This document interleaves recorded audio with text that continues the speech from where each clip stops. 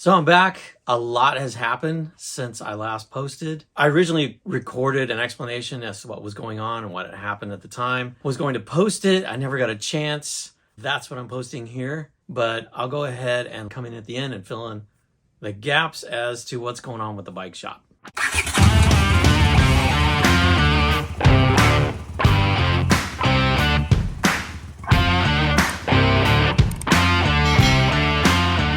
I usually don't like to get political, and I don't like to feed my own neuroses by getting all negative. But it is my blog, it's my channel, and there have been some really annoying, hard, difficult things that I've been having to deal with lately, and so I'm just gonna get it out on this channel right now. There's a local radio station that has a segment that they do and regularly, and it's called There I Said It, and that's kind of what this is for me. I just kind of want to do There I Said It. So the first thing that happened, the truck that I was running, which was getting old, had about a $15,000 repair.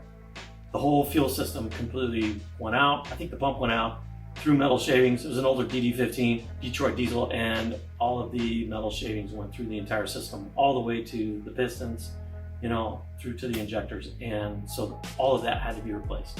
So that was a huge setback. Not too long after that, the Ukraine-Russia thing happened, and all of the fuel went through the roof. Then a little bit after that, the run that I was doing pretty well on, I think the major carriers started going, hey, we're gonna kind of pull back, we're not sure what's gonna happen, and they started to use their own drivers to do their runs. And so this run where I could go out and be back, that disappeared. So I found another one kind of comparable, but I was traveling farther. Instead of going to Vegas and back every day to LA and Vegas, I was going to Phoenix. Same pay, but about an extra 2 hours worth of driving and fuel. So a little bit more of a setback. Include the fuel in that, then there's a problem. Well, in the interim of doing that, then I had another issue. Once the truck was back and running, the front differential went out. Another $9 grand right there. And I started having to lease again. I was doing a month-to-month lease just to get me by until my truck was back. The funny thing about my truck was that it was going to be due in 2022. Because of emissions, I wasn't gonna be able to re-register it here in the state. And I was gonna have to sell it anyway. So couple that with the fact that a couple months into all of this, they almost doubled my month-to-month lease for whatever reason through my carrier.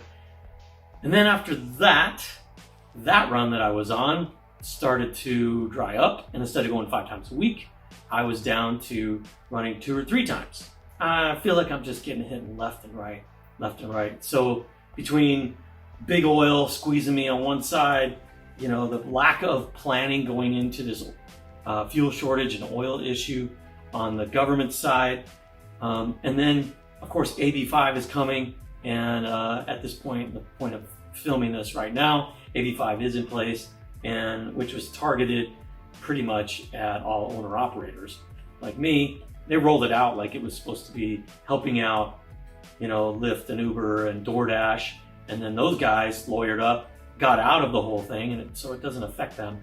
And for some reason, they kept pushing AB5 anyway, and we all took a hit. I'm not sure how that's going to play out in the long term, and who's going to quit driving and all that. We have to see how enforcement goes and all that, but that's just another cherry on top of this whole ugly Sunday. So I guess all in all, I just feel like I've been knocked left and right, like I'm in a boxing ring and I'm back into the corner, and I'm trying to keep this thing going that doesn't even want to stay afloat anymore.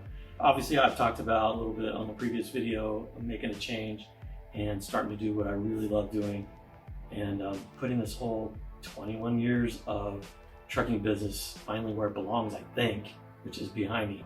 That, and I just had to get a few things off my chest, because some of the things that these leaders are doing are just ridiculous. If they're not moronic, then certainly they're vindictive. So that's going to do it for me for now. I'll see you in the next one. As you can see, there have been some major changes. I closed down my business. I got a job, ironically working to haul the loads that I was hauling before as a subcontractor, sold the 2 trucks that I had. So some pretty major stuff. At any rate, I'll fill you in on what you can look forward to on the channel. I will be posting every week. The next video will be about the project that I did do in my spare time. I built a CX500 bobber. Then you will all be privy to the baby steps that I will be making to opening my own shop.